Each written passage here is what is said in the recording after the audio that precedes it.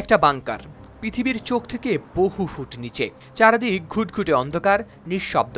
আর সেই অন্ধকারই নাকি লুকিয়েছিলেন একজন এমন নেতা যাকে শুধু একজন রাষ্ট্রপ্রধান বললে ভুল হবে। তিনি একটি জাতির আস্থার প্রতীক, আয়াতুল্লাহ আলী খামেনি, যাকে হত্যায় মরিয়া হয়ে খুঁজেছিল মধ্যপ্রাচ্যের বর্বর ইসরায়েল। 12 দিনের রক্তাক্ত ইরান ও ইসরায়েল যুদ্ধ, আগুনে ঝলসে ওঠা আকাশ, কাঁপতে থাকা শহর, এর মধ্যেই একের পর এক গোপন অভিযান।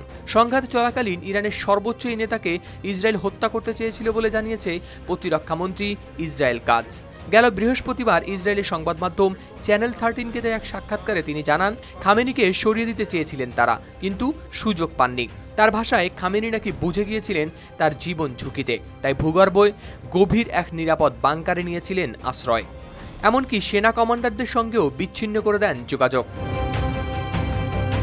যদিও যুদ্ধ চলাকালীন খামেনি মাঝে মাঝে ভিডিও বার্তায় সামনে এসেছেন, তিনি তার জেনারেলদের সঙ্গে যোগাযোগ রাখেননি বলে যে দাবি করা হয়েছে তা নিশ্চিত হওয়ার মতো কোনো প্রমাণ পায়নি সংবাদ মাধ্যম আল জাজিরা। বরং আল জাজিরার মতে, খামেনিকে হত্যা করা গেলে সংঘাতের ভয়াবহতা বেড়ে যেত বহুগুণ।